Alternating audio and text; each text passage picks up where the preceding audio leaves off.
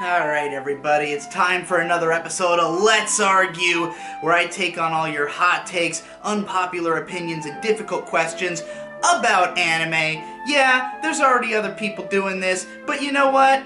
I'm better. KyoAni is getting overrated and Violet Evergarden is just a shiny, boring anime. I agree.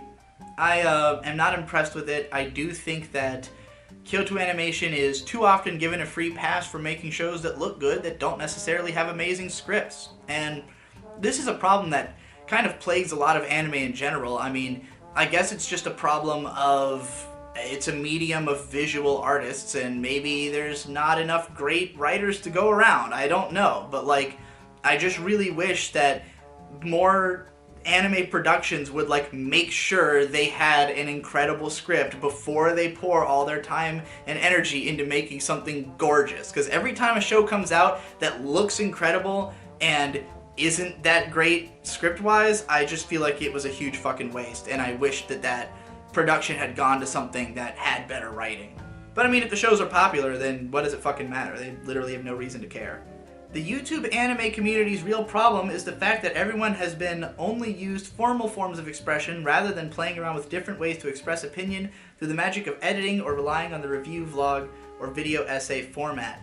I'm inclined to agree. That was kind of confusingly phrased, but I do think that we need more anime YouTubers who are taking things in different, more creative directions, and I see people who do stuff like that. I think Demolition D did a lot of interesting stuff with editing. Best Guy Ever has videos like his Gurren Lagann Part 1. Totally unique, nothing like any other anime video, and yet works perfectly as a sort of review of the show, even though it has no formal review structure to it at all. You know, I've done a few things that are a little bit in that vein, but I am more of a writer. I've been more of a blogger. I am just really into reviews and analytical writing, so that's always kind of been my forte. But you know, I've seen people do more unique stuff. There was a channel called OUZI, who did reviews of shows. He only did a couple, and one of them got taken down, but his Food Wars review is he took a scene from the show and subtitled it where the characters are basically reviewing the show during one of its hype moments, and it's a perfect way of expressing what's good about the show while literally showing it to you. You know, more creative shit like that I would love to see, but that stuff's also harder to create, and in the culture of YouTube where I think so many people who get into it only really want to do it if it can be a career. I think that it used to be that there were more YouTubers who were just doing it for fun with no expectations of getting big or having a career or reaching all these people, and I think that when you go in with the mindset of I'm gonna try to make money off of this, you find yourself more inclined to do things that have already worked for other people, to, you know, approach things in a safe and uncreative way, as opposed to just doing whatever you want because you're inspired. And, you know, that kind of shit can have way better odds, really, of getting popular than just doing cookie cutter shit, because you're not competing with everybody else who's doing it. You're doing something unique. So I think that it would be wise for more people to approach things that way. 2018 was not that great a year for anime. Hard agree. Don't consider this a hot take at all. 2018 was, I mean, I don't think it's necessarily below par for 2016. As I've, you know, been wrapping up Finish or Fail, I'm getting close to having seen most of what came out last year, and I think that there's a sizable amount of good shows. I don't think that we were starved for anything to watch. It's just that the overall level of quality of each show I felt was lower. It felt as though more and more I was seeing trashy generic backgrounds in shows, even otherwise good shows. More and more I was seeing just productions that weren't as consistent, and I don't remember seeing as many mind-blowing shows as I might have seen in the late early 2010s, back in 2012 or 2013, where it felt like we were getting all kinds of unique, interesting stuff, where, you know, you might have Kill La Kill and Psycho Pass and Log Horizon and all this stuff that's airing around the same time that is all, in my opinion, really good.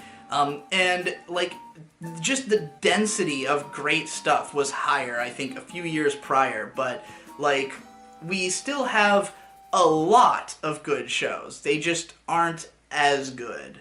Lupin is underrated by the community. Absolutely. Lupin is pretty great. Lupin's one of the few shows that, in spite of the fact that almost every episode is basically the same thing, it's always entertaining. You can pick up any season of it from any decade that it's been running, any movie, and you pretty much know what you're going to get, but it's always a good time. The characters are just mega charming. It's a style of story that lends itself really well to endlessly doing the same kinds of things over and over again. So yeah, I think that there's a lot of people who would like Lupin who haven't given it a chance. And I think that a big part of that is because, you know, it's old as shit and there's a million episodes depending on how you look at it. If you were to, you know, if Lupin the Third Part 4 comes out and you haven't seen any of the first 3 parts, you might think that's foreboding, but it's almost entirely episodic, so if you have any interest in Lupin, just jump in anywhere, watch any movie, any season, whichever one catches your eye, it really doesn't matter. No modern classics can arise as not a single forum or website has been able to adapt to anime's growing popularity and so degraded to bullshit memery, while journalists and content creators feel too great a need to talk about everything current rather than what's interesting.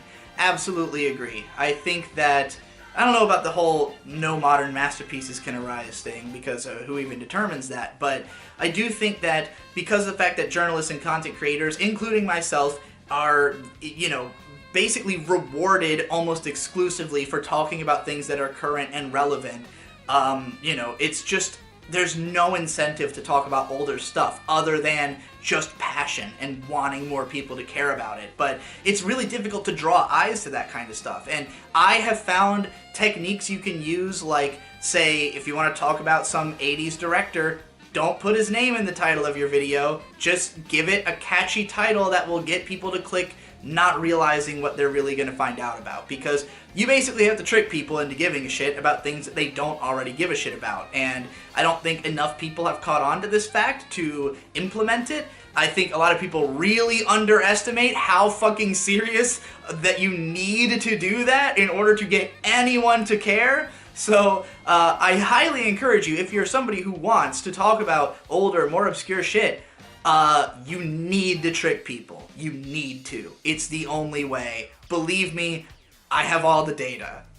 My Hero Academia is a waste of time and not worth watching. You're better off watching One Piece, Hunter x Hunter, Dragon Ball, and Dragon Ball Z, or a large quantity of other shonens out there. If you could name some more worthwhile ones, do so, please. I mean, a lot of people have seen all of those multiple times. You know, those may be long shows, but, you know, I have friends who've plowed through One Piece 7 times, and Dragon Ball several times, and all that other shit. Yeah, there's tons of worthwhile shonens out there. I do think that more people would be wise to check out some of the older ones that are, you know, that are interesting, but at the same time, a lot of those don't have great anime adaptations. So, you know, I think that while there's plenty of great shonen manga, My Hero Academia is probably in the upper echelons of anime adaptations of shonen, because it is really solid, and I would even say it's worth watching over reading the manga for a lot of people. But obviously, if you haven't seen Yu Yu Hakusho and you're watching My Hero Academia, you're doing it wrong! Space Dandy was so unbelievably bland? How can you have this opinion? Space Dandy's the least bland anime I can think of. This is the only word I would never use to describe that show. I don't know where you're coming from with this one, buddy. Netflix is sitting on the next evolution in anime consumption, and they are doing fuck all with it. Rather than getting more productions like Devilman, but maybe this time not shit, they are instead killing shows by prolonging their Western release and making shit dubs. I think the problem with Netflix is they don't necessarily understand the anime community, and they don't really have a great incentive to in their own minds, because I think that things are working out fine enough for them. Netflix is getting anime into the purview of people who don't necessarily watch anime, and certainly not the way that a lot of people online do. I've met people who have watched shows that they would never have heard of just because they were on Netflix. But at the same time, the anime community itself is not going to pay attention to a lot of these shows at all just because they're on Netflix, because they're not coming out weekly, because they're not coming out on time, you know. But I think that there's a lot of these shows that maybe more people than we realize have seen because more people outside of the community have seen them. Now, personally, I think that the Netflix release model is 1,000 million bajillion times better than the TV model. I hate watching shows weekly. I think it is a bad way to consume media, and it only exists to keep hype cycles alive and to, you know, obviously dumping an entire thing at once is just not the most profitable way to do it by traditional standards. But if we're talking about the world of streaming, it makes no difference really. So it just kind of depends on what the aims are of these productions. Some of them, I think, have failed because of the Netflix model, because the only people who would have cared would have been seasonal anime viewers, whereas other shows have been more successful than they would have been coming out seasonally because they appeal more to people outside the community, or people who are newcomers to anime, who are just browsing for something that looks sick on Netflix, and they watch it, and that's their full extent of their relationship with it. Now, I do think that Netflix is in a better position when they do Netflix originals that literally just come out all at once and that is the only way it's released, than when they hold off on a show until it's over and then release it all at once, because a lot of the anime community will already have moved past it, will already have found alternative ways to watch it. But I think that the anime community is so insular, they don't realize just how big the reach of those shows is outside of them. Or even people who, like, I get comments on my videos from plenty of people who legitimately don't know how to watch shows that aren't on Crunchyroll or Netflix. Like, if I'm talking about an anime that is that Netflix has the rights to, but they haven't started putting it up yet, I'll get a lot of comments that are like, I've never even heard of this show. Where do I watch it? And then once it hits Netflix, all those people see it. And again, they're just not the same people who are participating in the conversations on other places. And anime has no big community. There is none. Like, the biggest discussion community I know of is r/anime, and it's fucking paltry. Like, the amount of people even subscribe to it is less than the subscribers of the Anime Man, you know? And even he at 1.6 million does not represent nearly the whole anime fan base in the West, or in, you know, people who speak English and are consuming it online. So I think that when we look at Netflix, it's like having killed a show because they picked up the rights and the community didn't talk about it. It's entirely just based on your limited scope of experience with the anime fandom. But do I think that if Netflix changed their practices and did things a little differently, they could have everybody? Sure. I think that there are things that they need to do even more importantly than releasing shows as they come out, such as the big ones being get fucking better dubs and more complete dubs. Like, the fact that Devilman Crybaby and Last Song, which both feature heavily, like, you know, sung segments that they didn't bother fucking translating and dubbing, is insane to me. It's like you didn't even try to make sure that this would reach the greatest number of people. And I think there's just so many times where something comes up in their shows that I feel like surely someone on production could have raised a hand and said, this is going to limit the appeal of our show. Let's do something differently about this. But, you know, it is what it is. Alright, that's it for this episode of Let's Argue. You're gonna see this same clip at the end of every episode. You're gonna see this same clip at the end of every episode. You're gonna see this same clip at the end of every episode. At the end of every episode. You're gonna see this same clip at the end of every episode. So, if you want more Digibro content, there's an endless sea of it in the every video featuring Digibro playlist. Anyway, go watch all that shit. See you next time.